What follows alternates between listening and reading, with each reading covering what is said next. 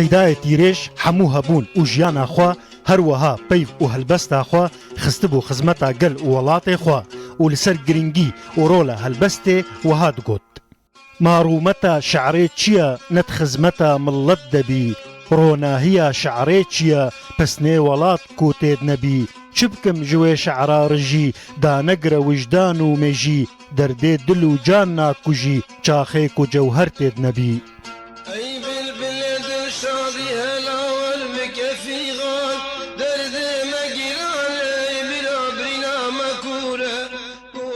تیرێژ هەلبەستوانێکی نەتەوەیی یێ بێ هەمپا بوو ji ber hizr û ramanên xwe yên neteweyî û welatperwerî pir girêdayî ax û xwezaya Kurdistanê bû. Tîrêj bi evîn û hezkirina axa welatê xwe mezin û perwerde bûbû. Di helbestên xwe de pir li ser av û dar, gul û giya, deşt û çiyayên welatê xwe digot.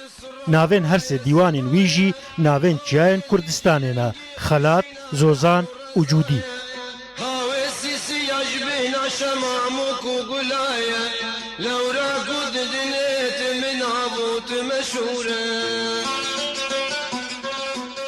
Di helbesta ey welat de tîrêj dilsozî û dildariya xwe ji Kurdistanê re wiha bilêv dike û dibêje: Ey welat ez canfîdayê deşt û zozanê te me, canfîdayê av û dehl û bax û bistanê te me, sund û peyman bî li ser min bête parêzkim welat, xwîna narincî birêjim merdê pêwanê te me. Bostekê ez ji te nadim bi welatê Hind û Çîn, tu bihişta milleta ez şûr û gerdanê te me, dê bihêz û hunnera xwe ez te parêzkim welat, ala rengîn jor vehildim ez li ser banê te me.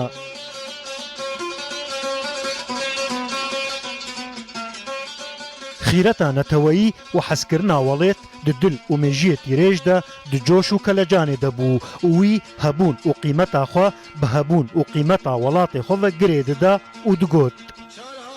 Ey welatim can bi gorî gazina te ji min nebî, tu dizanî bi şev û rojan ez xemxwarê te me, ger hemû kes aşiqê malê dinê çavên reşin, ez evîndarê çiya û deşt û zinnarê te me.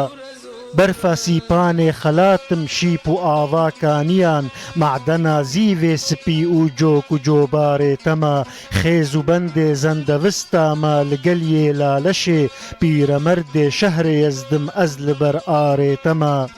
Torevan û şaîrim îro li nêv xaka welat, xamekêşim dem bi dem ez xweş nivîskarê te me. Besa Mustafa, Rûdaw.